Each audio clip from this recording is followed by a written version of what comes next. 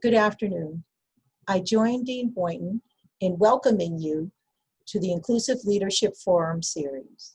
This is the first of many discussions we'll be having on this most important topic. We have in attendance today students, faculty, administrators, and staff. The goal of today is to start the conversation on the business advantages of diversity and inclusion, and to inform on the importance of learning in enacting change. A little bit about the program, where it will be 90 minutes in length, and we ask that you start to submit your questions now through the Q&A function, and there'll be several opportunities where we'll stop throughout the discussion to respond to questions. It's my pleasure now to introduce Carol Fulp, the CEO of Fulp Diversity, and the author of the book, Success Through Diversity and Why the Most Inclusive Companies Will Win. Carol has presented her findings to nearly 100 companies, and today we'll be sharing her thoughts and wisdom in the importance of diversity to us here at BC and to you, the students, as the next generation of leaders. Carol? Thank you. And thank you, Dean Eckelman, for all that you do for the next generation of leaders. I certainly want to thank Dean Boynton for his vision in leading the Carroll School of Management, particularly during these complex times. I have to really thank my good friend, Warren Zola, the Executive Director of the Boston College Chief Executives Club, for introducing me to Dean Boynton and Eckelman. It's been a pleasure getting to know them. And I understand we have a host of graduate students, faculty, administrators, staff with us today. And today, as you've heard, we will be exploring the importance of inclusive leadership. But certainly, when we say the term inclusive leadership, we would be remiss if we did not mention the huge loss of Supreme Court Justice Ruth Bader Ginsburg, as well as John Lewis in July.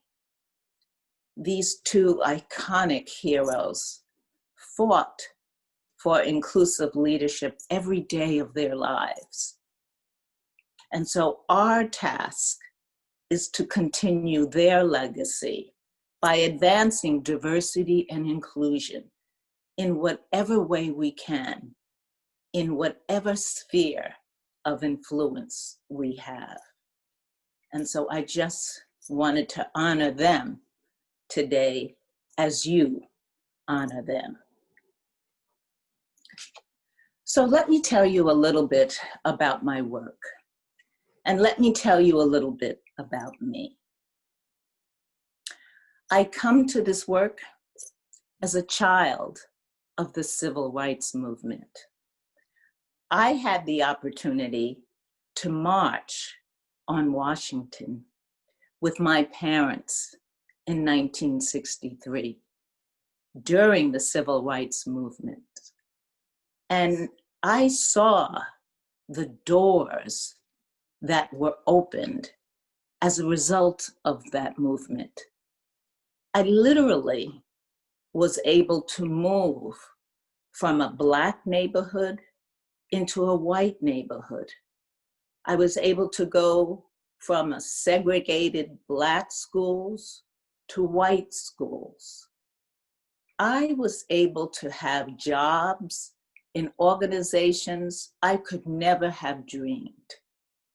I worked for the Gillette Company, I worked for Channel 5, and I worked for John Hancock. And so the civil rights movement really opened up doors that had been closed to people like me. And so I think of my work as ensuring that I continue to open up doors for others who have been left out of the mainstream. I think about the people who sacrificed and even died so that I could be sitting here, so that I could be talking to you today. And so my job is so small compared to the sacrifices that others made for me.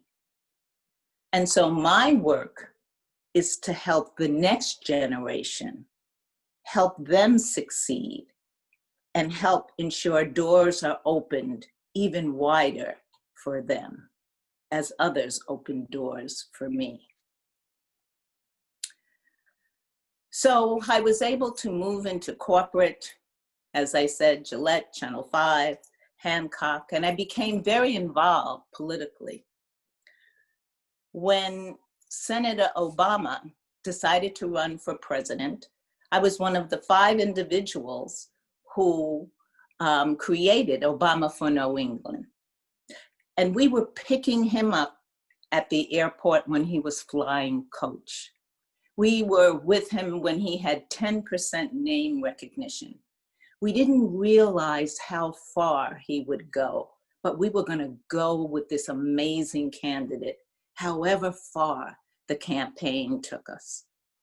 And lo and behold, all of that work, all of that effort, the entire country just propelled this amazing candidate forward.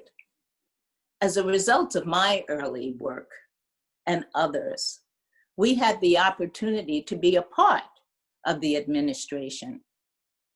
And I had the opportunity to be named the US representative to the UN. Each year, the president has the choice to name someone outside of the State Department to the delegation. And so a business person could be named to this seat, a community person, a public servant could be named. And in fact, Eleanor Roosevelt was named to this seat. Coretta Scott King had been named to the seat.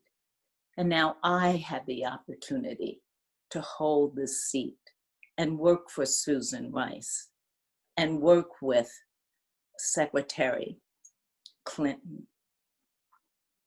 When I entered the US UN to be sworn in, I went through the lobby, my husband and I went through the lobby, and I looked up at the pictures on the glistening white wall. It was a picture of President Obama, a picture, a huge picture of Vice President Biden, Secretary of State Hillary Clinton, and Ambassador Susan Rice.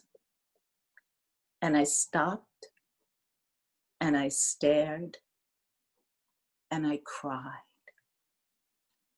Because for me, this was America. This was inclusion. Inclusion by race, by gender, by age. It was all there. And it was represented at the United Nations.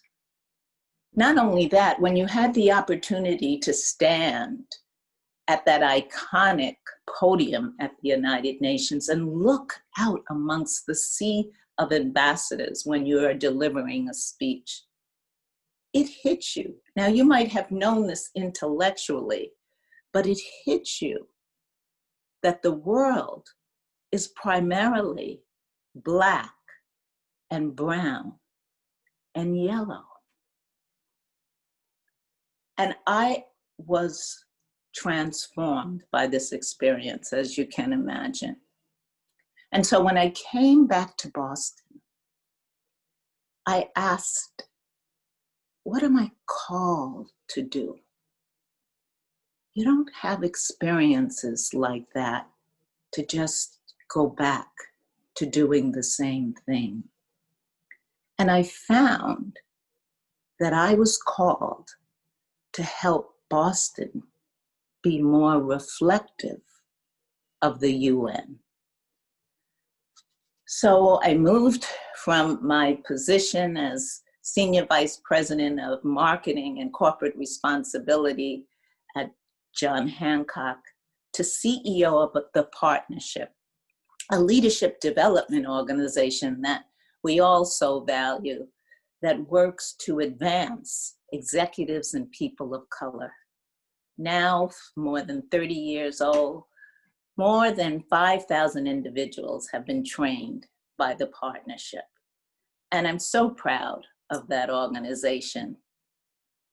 During the last 2 years, I had the opportunity to write my book about my learnings there, Success Through Diversity, Why the Most Inclusive Companies Will Win. And I had the opportunity to turn the organization over to the next generation of leadership. And I'm so proud that BC Law grad Pratt Wiley is now the CEO of the partnership. But I learned a lot there. I learned that diversity is an asset to any organization. Don't let anyone tell you it's something nice to do. It's good for business.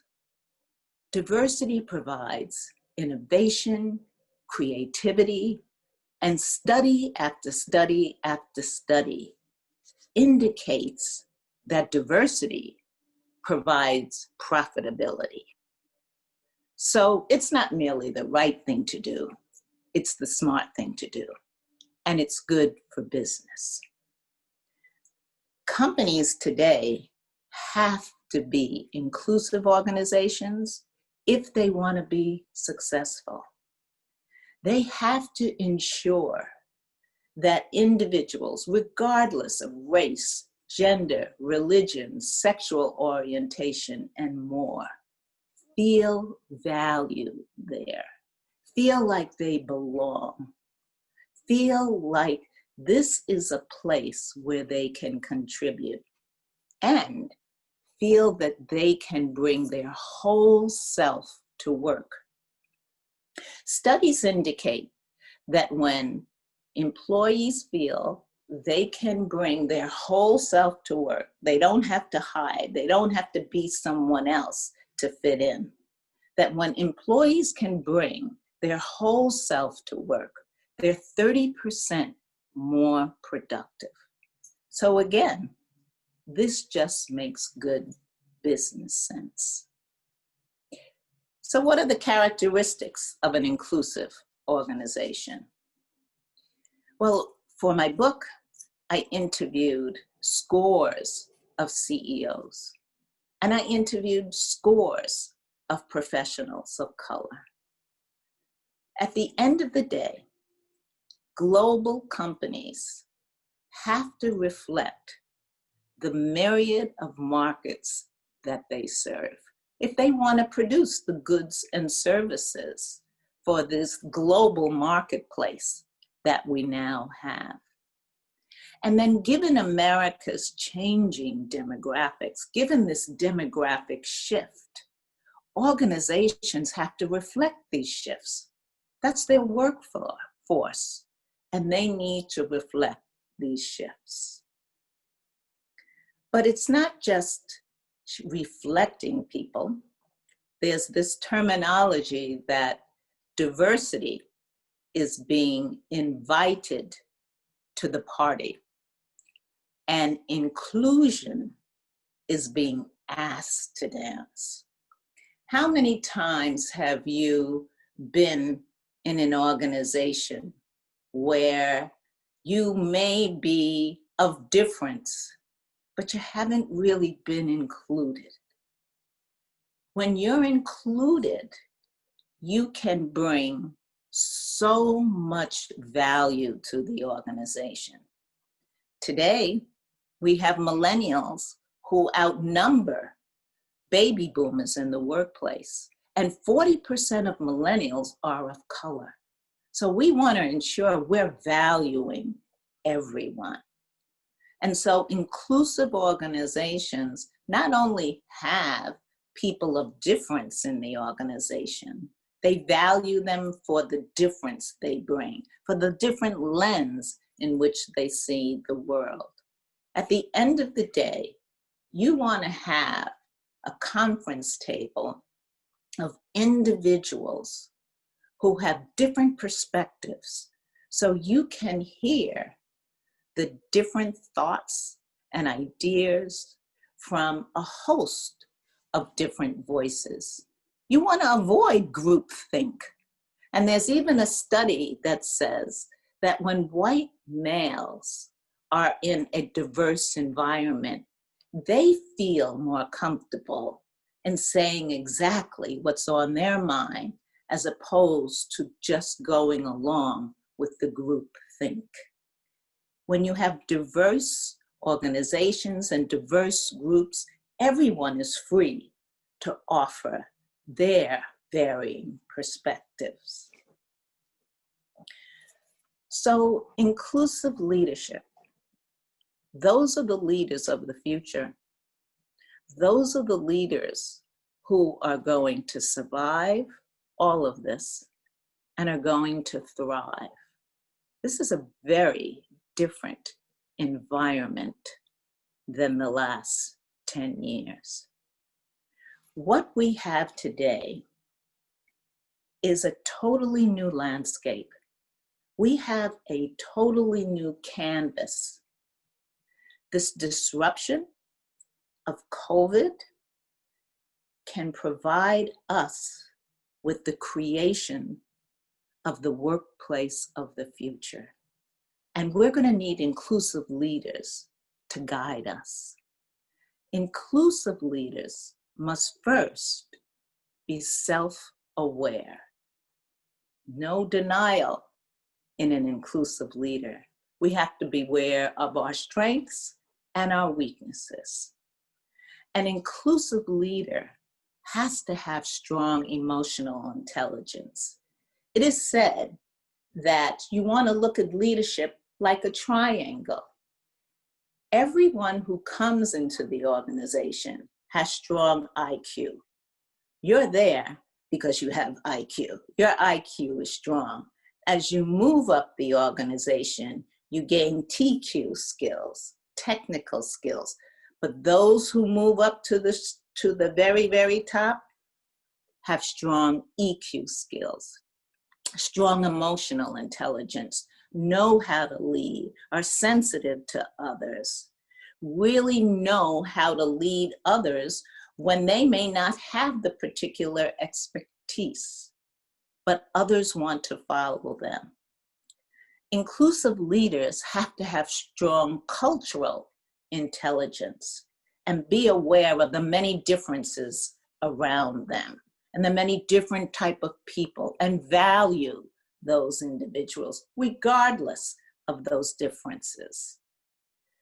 Inclusive leaders have to be cognizant of bias, not only being self-aware, but what's my bias? For me, I can tell you, I really like being a woman. I have a lot of fun with other women. So when I walked into the partnership and they were all women, I was quite personally comfortable. We could talk about shoes after all. But I knew it wasn't best for my organization and we were missing something. And so my first few hires were male, and it changed the culture of our organization. It was more balanced. And so while I might be biased towards women, we always have to check our biases at the door and do what's best for our organization. Inclusive leaders have to look out and engage outliers. How many times have we been in meetings when that type A personality always bolts to answer the questions? and then you have those quiet individuals. As a leader, we want to ask, well, Joey, what do you think about that? Give me your perspective. We have to look out for those who might not always rush to answer. We want to include everyone in the conversation. Everyone is valuable. And as inclusive leaders, we have to advocate for diverse voices. It won't just happen. Diversity just won't happen.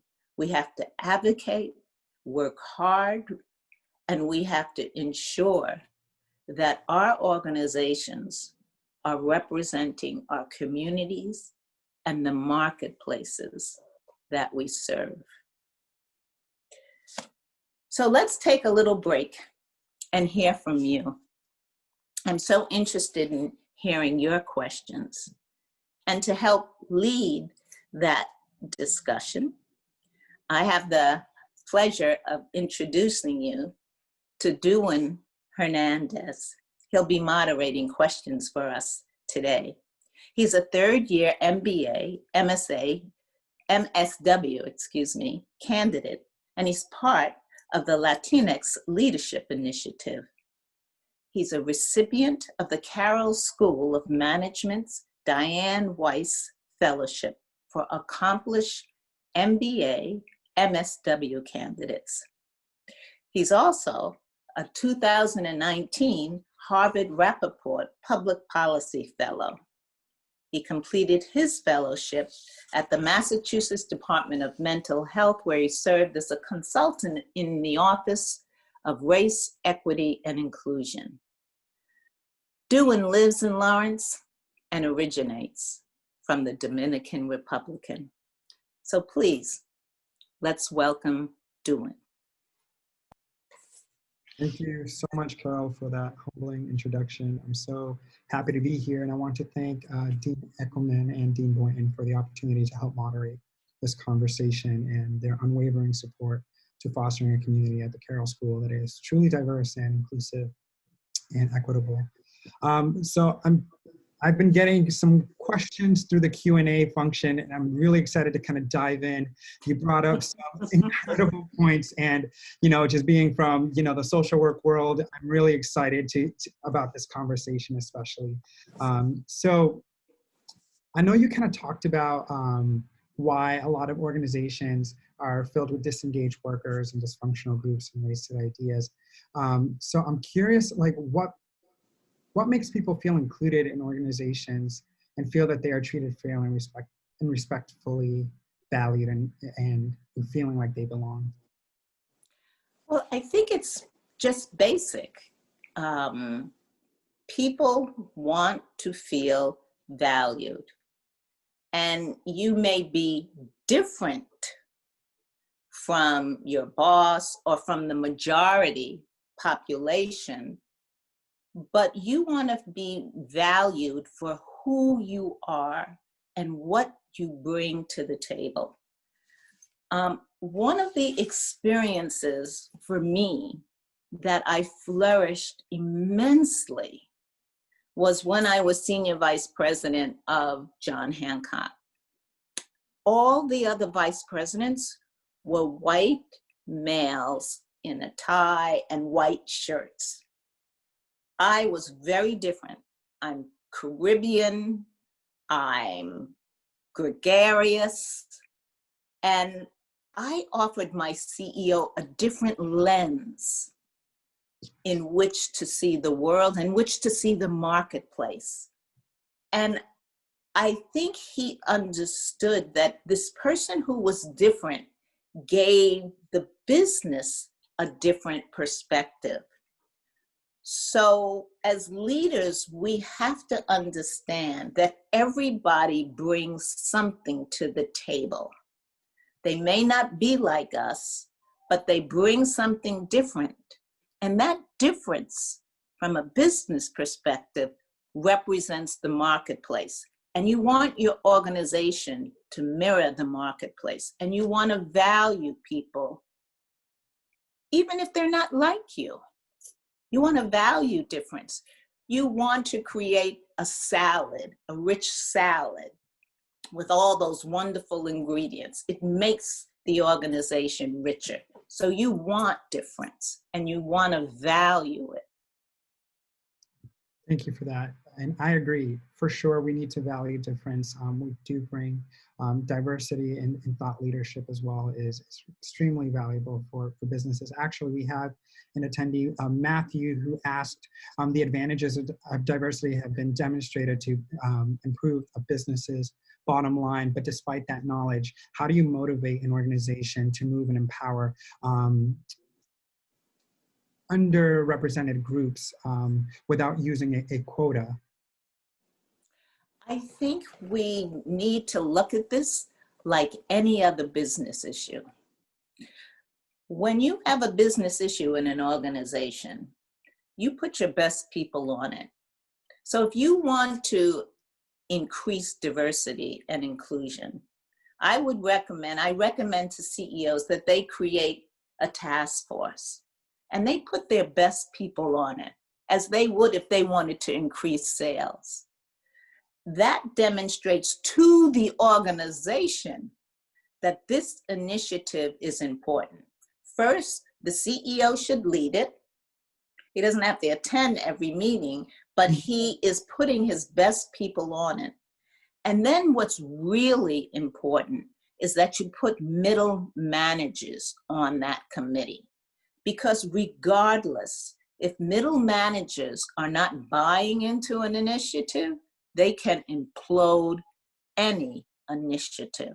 And so we want to value middle managers. And so we want to understand why they feel stressed, why they are saying, you know, I know you want diversity, but it takes me longer to fill a diversity hire, to hire someone who's diverse. We want to hear what issues prevent them from diversifying their group so we can help solve it. Plus, we want them to own the initiative so that they can help sell it in the organization, as opposed to being told, this is how you have to do it, or this is what you have to do. We want them to engage with executive management and the CEO to create this initiative that is good for business and good for the company. I love that. Thank you, Carol. And I want to echo that because it's true. Fostering like active engagement and empowerment of all stakeholders, especially those on a task force, can really innovate. I actually want to float a question that was made anonymously around interviewing. So how should managers ensure that they are being equitable throughout the interview process? I'm a big fan of the Rooney Rule, which, as you know, indicates that before you can hire someone, you have to have a diverse slate of candidates, because it starts with the pipeline of candidates. We want to ensure that managers have a very strong pipeline of candidates that they can select from. We had one company, Natixis, here in Boston. They utilized the Rooney Rule, and they had an executive opening. They had a white male interview for the position, as well as a Black woman interviewing, because they have the Rooney Rule and wanted to ensure a diverse slate of candidates. The white male had more qualifications that they were seeking, but they were so impressed by the Black woman, they found another position in the organization for her, because they realized this is someone of real talent and we didn't want to lose her. Had they not had established the Rooney Rule, they would never have had the opportunity to meet that person. Thank you, Carol. To follow up on that question, Ethan Sullivan asked, or shared that Dave Portney of Barstool Sports recently stated how they have turned away more deserving white candidates when trying to find candidates of color. Unfortunately, this is still a common sentiment that people of color are hired over more qualified whites. How do you respond to leaders or managers with this viewpoint? Well, what we are looking for is a host of different experiences. We're looking for a host of different skills and experiences. As I said, you want to have an organization that reflects your marketplace. And so when you're hiring, you're just not hiring for technical skills. Diversity could be one of the components that you're looking for. And so not every white male might be hired if you have a white male and a Black woman with exact same skill, and you have a Black woman who adds diversity. That's an asset. She has an additional asset, a female and ethnicity that they're adding to the organization. Great. Thank you for that, Carol. We have another attendee who asked, how would a young professional that's new to the workforce organization that may not reflect a diverse or inclusive environment influence the organizational culture to change towards a more diverse and inclusive environment? That's a good question. So first, I would start with one's manager and HR. And I would suggest that they ask, for instance, are they members of the Chamber of Commerce? The Chamber of Commerce has had a huge shift in diversity.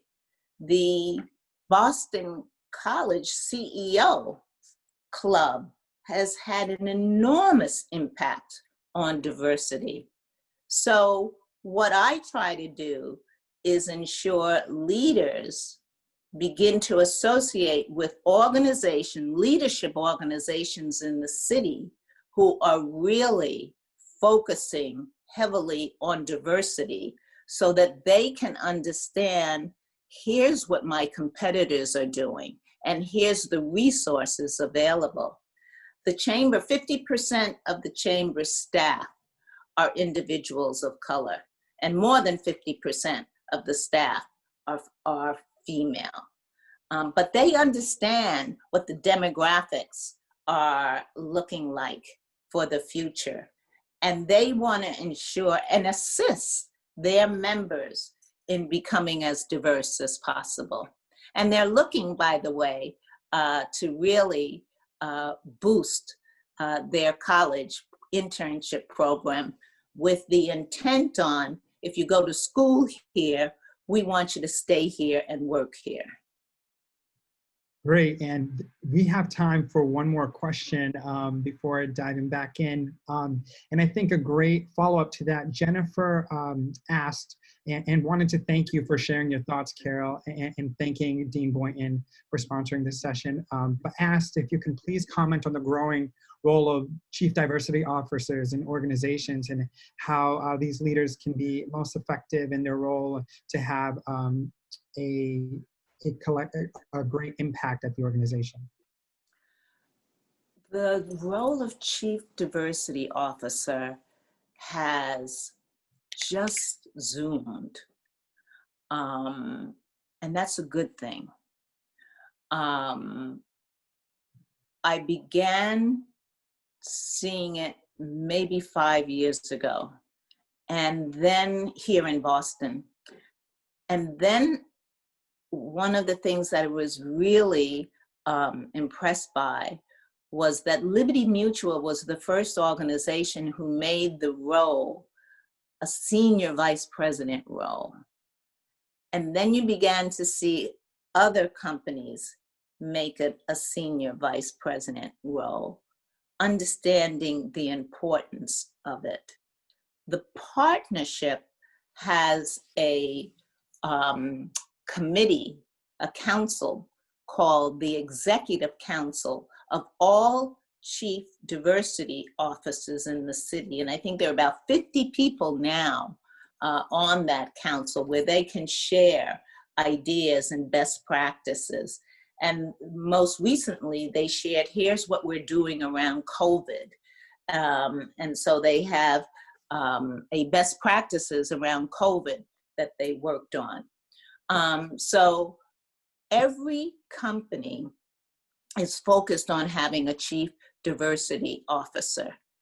If one doesn't have a chief diversity officer, they will soon have one. There's one study that says if you don't diversify, you could be out of business in 10 years, just given the demographic shift. And those chief diversity officers are so important because they think about this topic 24/7. And they bring such insight to the business entity. Thank you so much, Carol. And I want to also echo that because it's important to kind of bring that lived experience and that perspective to inform the culture there, as you know, you have a changing workforce. But very excited to dive into the next segment of the conversation. Well, thank you. Thank you, Dewin. So we talked a little bit about inclusive organizations and what it means to be an inclusive leader. But I think we all acknowledge that we are leading through changing times. We are in a particular moment in time that we have to seize. And if not now for this issue of diversity and inclusion, when? So this is a real opportunity. First, it's important to know that employees typically would look to government. Individuals and employees would typically look to government to make real change. But they're not doing that these days. You see in your organizations that employees, students, they're looking to their institutions, to their organizations to affect change. And if their organizations aren't going to change, they will leave those organizations. You see it in the interviews. They want to know about diversity and public service and what the organization stands for. That's very important, particularly to millennials. We have these dramatic shifts occurring in the workplace, and CEOs and leaders are being asked to make changes. When we had George Floyd's death and the 8 minutes and 46 seconds that we all saw, we saw CEOs step right up and write statements of support and say, this is not who we are. Many CEOs, many leaders had never done anything like that. But now, employees and individuals are calling for, but now what do we do? And so organizations are working with their chief diversity officer and putting programs in place, increasing hiring in these tough times to ensure that diversity and inclusion is in these organizations. When you think about it, we are going through what I call COVID-19 and COVID-16-19. And COVID-19 has impacted on a larger scale Black and brown people. COVID-16-19, which represents the year the first slave was brought to America. That period of slavery still has ramifications in our country. We still have an unequal society. There are still institutions that have institutional racism, unconscious bias, which we're going to explore in our next session. And so we have to first deal with who we are as a country. We've never really dealt with who we are as a country, as Germany has dealt with the horrific challenges there, as South Africa has dealt with the horrific challenges there. We've never really dealt with the issue of slavery and the lingering impact today. And we have to do that. We have to deal with the fact that this country is a place where Europeans came, took land from Native Americans, and pushed them onto small parcels of land, yet created a constitution that said all men are free. Women, it took them years to be free. It took the civil rights movement to have laws to say we are free as Blacks, but yet we know challenges still exist. We have to deal with that. And my husband told me the other day that 90 Blacks have been killed by police since Colin took a knee. That's our country.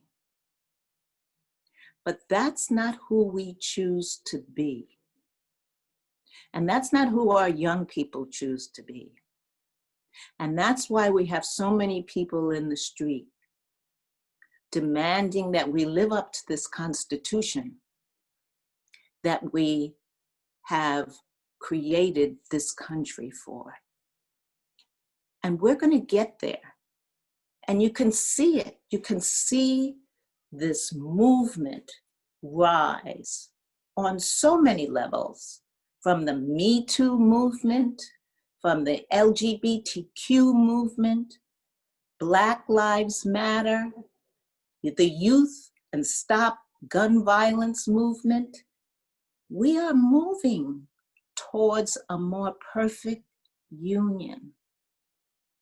But it's going to take everyone, it's going to take conversation, and it's going to take enacting change and tearing down structures that enable white privilege to exist unconsciously. When I talk about the changing demographics, I want to share the changing demographics of women. Right now, there are more women in the workplace than men. And in 2019, there were more women who graduated from college than men. That's the workplace of the future. We have to accept this demographic shift, and we have to work again towards a more perfect union, towards organizations that are equitable, that are fair, that are inclusive of all, that value diversity, that value difference, and that really understand to be successful means having everyone at the table. I'm looking forward to these series because we're going to delve into these topics quite deeply. Our next session is October 29th. We kind of touched the surface today. And our next session will be focusing on overcoming unconscious bias to focus on anti-racism in the workplace. And we'll be looking at a case study, a Harvard Business case study that Dean Boynton suggested called African American Inequality in the United States. So we're going to work together in becoming inclusive leaders. And I love the fact that Dewin is here to make sure that your questions are answered. And I think that's the best part of this session. So Dewin, I just want to make sure that I make sure to answer any questions that might be on the line. Definitely, and thank you, Carol, for providing that backdrop and really speaking to our nation's history and just the history of 1619 and highlighting both the COVID pandemic and also the racism pandemic that exists in the world due to anti-Blackness that exists. And so I really appreciate you highlighting that as a backdrop to this conversation. And one of the questions that was posed asked, how would you recommend that companies deal with the artifacts of slavery? Some examples that were given: lower pay, unequal health care, especially when an organization says that selling product to white people or those from a higher socioeconomic status is more profitable. Well, I think the first thing one should do in a company is to make sure they're paying people equitably. So let's look at the pay structure in a company. That's important. And you know, Massachusetts focuses so diligently, the treasurer's office and the mayor's office focus so diligently on equal pay. And so I would ask everyone to sign up to be on the mayor's commission for equal pay, ensuring that they are willing to share their numbers to determine if they are paying women and men equally. So first, let's ensure people are paid equally. The other piece, Dewin, could you repeat that for me? Sure. The other piece asked, about paying or selling products to those of a higher socioeconomic status, or specifically they identified white individuals as being more profitable for businesses. Well, if they think that that's the niche they choose to have, there's no reason why they can't take their profit and ensure those who have less than are not given funds in terms of contributions. So I just won't let any company, I don't see it makes sense for one company to only deal with one group of people. So if you are only dealing with one group of people, you live in a community that has a host of different people. And so what are you doing for your entire community? Because at the end of the day, If you don't take care of this entire community, you won't be able to have a company in this city. This city will deteriorate. So what is your corporate responsibility? So there are many ways in which a company can give back to community. First, are you paying your employees equitably? Are you hiring equitably? Do you have benefits that are equitable? And how are you aligning yourself with the community overall and ensuring we have a healthy community, particularly in these times of COVID? I was particularly impressed by the Celtics, who pushed to have their owners and their staff and their management and themselves come up with a $25 million fund to help in terms of race relations given these challenging times. So no matter how much you make, you can assist during these challenging times and should be assisting your community, because we all thrive when our community thrives. Agreed. And I have a couple more questions. We have one from an anonymous question around how can organizations with low diversity begin to build a pipeline of diverse candidates, and what tactics are most effective at accessing different communities? Well, I talked about the Rooney Rule, number one. I would also join the partnership who can help you diversify. I still say we.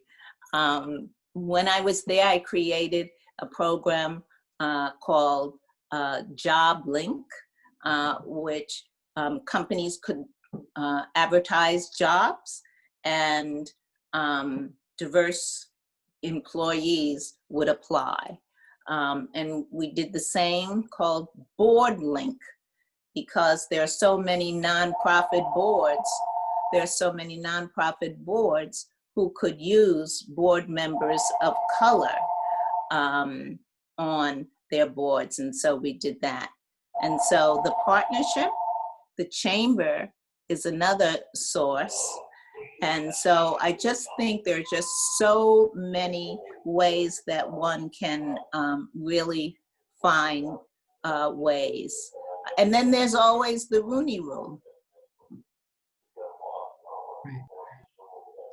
I know that, racial justice, when we talk about racial justice, is the fair systemic treatment of all people that results in equal opportunities and outcomes for everyone. But we know that most policies are facially neutral, but not racially neutral. So how might we as inclusive leaders leverage decision-making opportunities to mitigate negative racial impacts? Say that again for me, Dewin. Yeah. How might we as inclusive leaders leverage decision-making opportunities to mitigate negative racial impacts of different policies and procedures within a company? I think that we can easily say, what we can easily do is put someone else's shoes on and say, how would you feel? So if you're a woman and there's no place for you to nurse, how would you feel if you were a man and you had a private situation and there was no place for this company, which says we value employees, if there's no place to give you a space of privacy? In terms of racial challenges, put yourself in it. How would you feel, white male or white woman, if someone did this to you, or if this policy was in place that prevented you from succeeding? I think that we need to just indicate, how would you feel if the shoe was on the other foot? I think when we frequently indicate to people, if this were you, how would you feel? And how can we make a more equitable organization? And the other thing is this what you want to read about in the Boston Globe? Yeah, and I'm really happy that you touched upon that, because I know I was reading an HBR article that touches on inclusive leadership as well, emerging as unique and critical capability of organizations. And so specifically, they highlighted humility and empathy. Yes, you read Robert Livingston's piece. So can you speak to that? So why are humility and empathy so crucial in the context of inclusive leadership? Well, humility and empathy are critical in leadership, period. They're huge qualities of a leader. And we're trying to build inclusive leaders, but the best leaders are humble. The best leaders have others shine and let them take the credit. The best leaders push their people out and give them visibility. At the end of the day, that only comes back to you as someone who really is known for being a leader who develops people. So your role is to develop people. Being humble means I don't need to be the one to speak all the time. Being humble means, Dewin, what do you think about that? Being humble means that when I make a mistake, that I should say, you know, I didn't see that one coming. Acknowledging your mistakes, that you're strong enough to acknowledge your mistakes.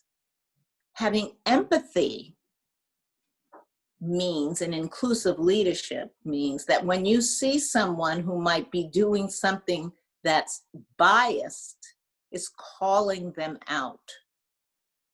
And in a reasonable way, by saying, you know, Jean, that's just not who we are.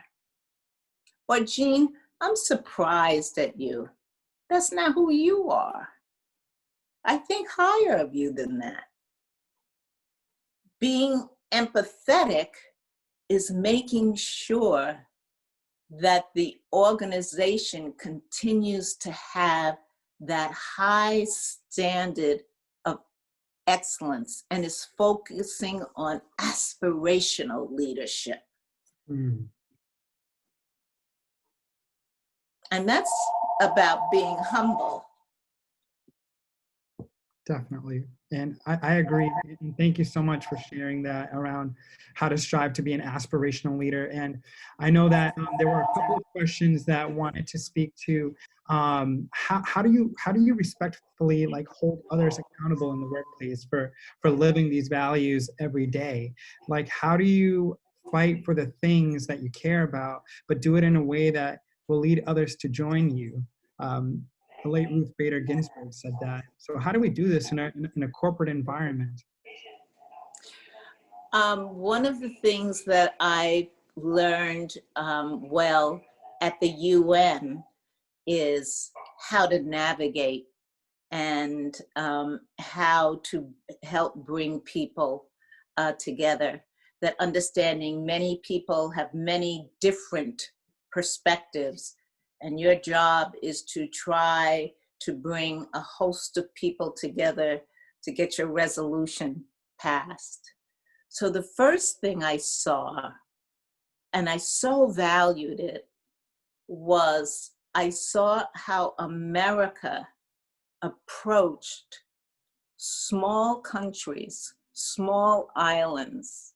So I was with the ambassador to the Caribbean islands, and we were visiting the ambassador to Bermuda, and he said, "Madam Ambassador, permit me to share this with you." And I was just so taken that the powerful US would not use their power, but would try and treat everyone as equal at the UN, no matter how small an island you are. And so I tried to take those skills and use them in business and in industry. And so I try to treat everyone equally and with value, and to understand what's important to them, and to approach the situation from what's important to them, so that A, I understand them, so that B, I can share, here's what you get out of it. Here's the benefit you get out of it, that I understand that, and I understand your needs. I understand your needs. Here's what you get out of it, and here's the benefit I get out of it, so that we both benefit if we do this. Thank you, Carol, for that insight and for sharing your experience at the UN. That's incredible. And you really kind of speak to kind of how to influence and persuade folks to really move things forward. And so that's just kind of speaks to the kind of leader that you are. So you definitely practice what you preach.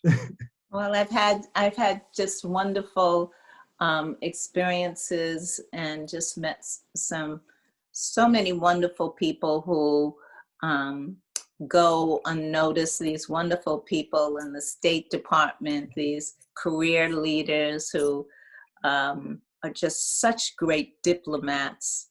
And I just wanted to take, their way of navigating.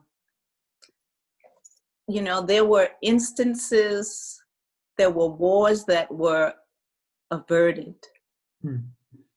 that no one knew about. And I just was so amazed at the skill and the dignity and the diplomacy.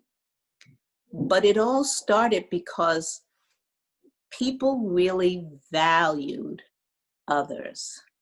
And it all starts with respect. And that, I actually have a question that was presented by, and I'm going to try to bring them together because they are sort of similar, by Moneta and Jessica, around how do you create a change and increase diversity in a company culture that has leadership that is predominantly cis white male and doesn't necessarily value alternative leadership, or there isn't an apparent effort to make it more diversified, at least at the leadership level? Well, I think we need to acknowledge that there are many organizations like that. So you're not alone. And so just because one is a white male doesn't mean you don't have an ally. And so amongst the leadership, who amongst that leadership is most likely to understand your voice or be interested in your voice? Because there is somebody there. There is somebody who's been moved by the George Floyd incident. There's someone who's been rattled by that. There is someone who has been moved by the protests. There's someone there who has been moved. So it's up to you to find that person and to begin to have conversations. So I suggest this model, that it's all about listen, learn, and enact change. So if you're trying to enact change, we want to listen first to those in our organization. And who is most likely going to be our best ally in this? And have a very frank conversation. And I always start by asking questions because it's non-threatening.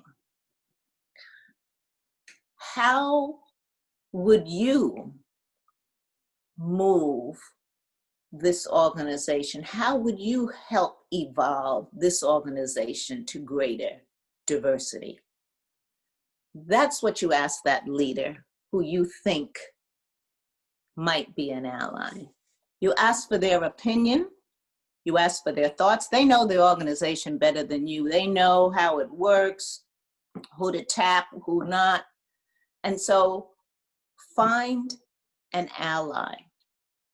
Begin to bring them to chamber events where they have diverse speakers.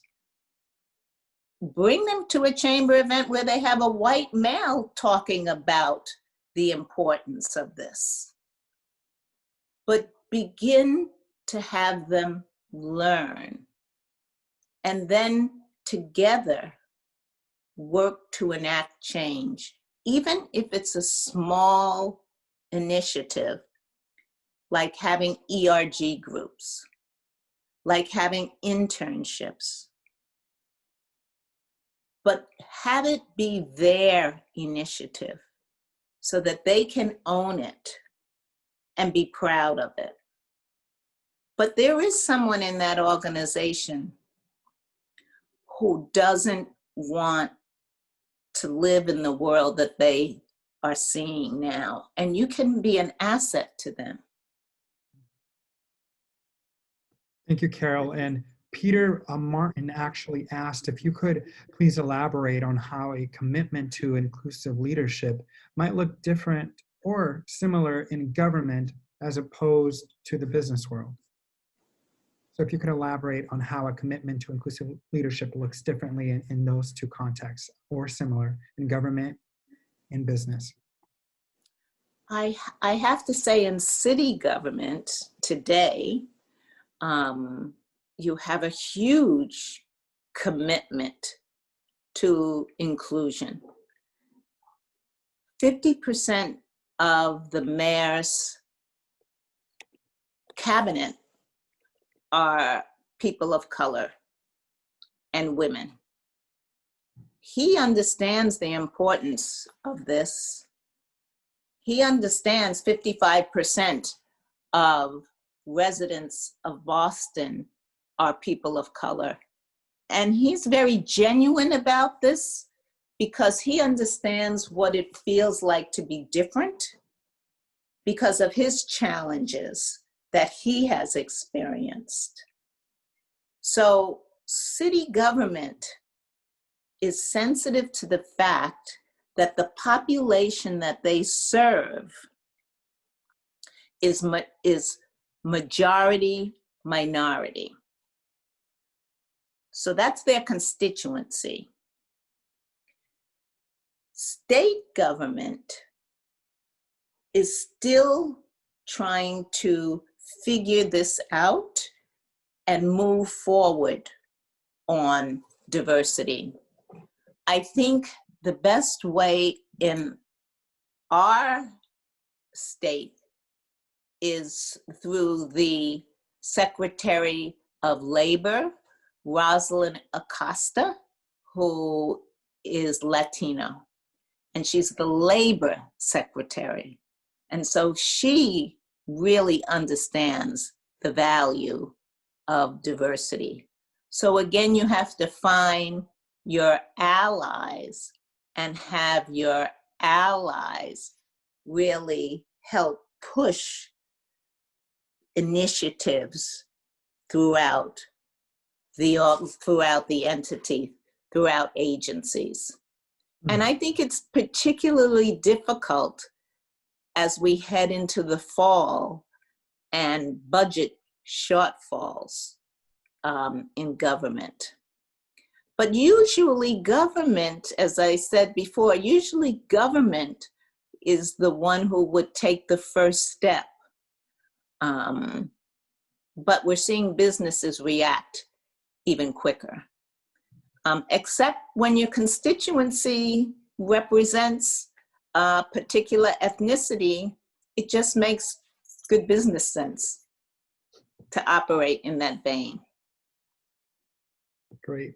Thank you so much, Carol, for that insight. And I want to thank you, Dean Eckelman and Dean Boynton, for the opportunity to help moderate this conversation. I definitely learned a lot, and I look forward to the other following series and sessions for this Inclusive Leadership Forum. So thank you again, and I'm gonna kick it back to Dean Eckelman. Or back to you, Carol, actually.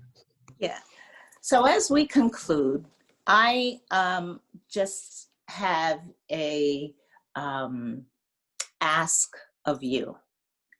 As we reconvene in October, I would like you to think about how you would like to be a more inclusive leadership, and what steps might you be able to take. You don't have to manage people to be an inclusive leader. But what I'd like you to do is to take the 30-day inclusive leadership challenge, so to speak. And I'd like for you to think about what step you're going to take that has been different than you've done before in order to be an inclusive leader. How might you advocate for diverse voices? How might you engage outliers? How can you educate yourself further? You might look at a really great, inspirational, educational video. And I would encourage you to share that video with 25 colleagues, families, and friends, telling them that you're focused on being a more inclusive leader and you wanted to share this material with them. It was impactful for you, and you know it will be impactful for them. That's leading, and that's helping to share your leadership with others. So I challenge you to do that, and I'd love to hear what everyone has done as we reconvene on October 29th. I thank you for allowing me to be with you this afternoon. I thank Dean Boynton, and I thank Dean Eckelman, and I thank Dewin Hernandez. It's been a wonderful afternoon. And with that, I turn it over to Dean Eckelman. Carol, we just want to thank you for your energy and your, passion on this subject, and obviously the history you bring to it. For the audience, Dean Boynton and I have had the pleasure of working with Carol since June, and I think she continues to inspire us. Some themes from today that we picked up on is that diversity is good for business, and that when we can bring our whole selves to work, we're all that much more productive. That we need to engage outliers, and we need to look outside and include everyone. I saw several Black undergrad students walking the other day, and they had a t-shirt on, and the back of it said, "Include me," which I thought was just a wonderful message. Another theme is diversity doesn't happen by itself, and that we need a constant and deliberate process, and that we need to continue to educate ourselves, which is what we're trying to do through this forum. And that we're gonna have to work together to all become inclusive leaders. And I think it's a very exciting time. Also, listen, learn, and enact change. So we hope this has been a compelling afternoon and session for everyone. We challenge you to take Carol Fulp's challenge. We'll be doing the same, and we will see you again on October 29th, on Thursday, October 29th, for the discussion on unconscious bias. Anything to add, Andy, or? Yeah, thanks, Marilyn. You're welcome. I think when, am I on mute? I think I'm good. When Carol started with her experience with her parents in Washington, D.C., I think my history is right, and if it's wrong, I apologize. I think it was August 1963. I think it was under the Lincoln Monument. I think there were about 250,000 people there. And it was one of many events at that time in that era that, and I think you moved us forward, but not forward enough.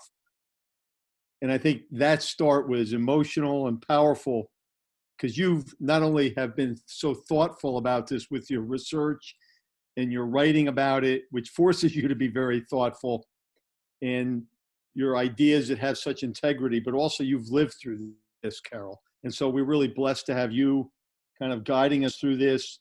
We're all in, and we look forward to the next session, and thanks everybody for joining us.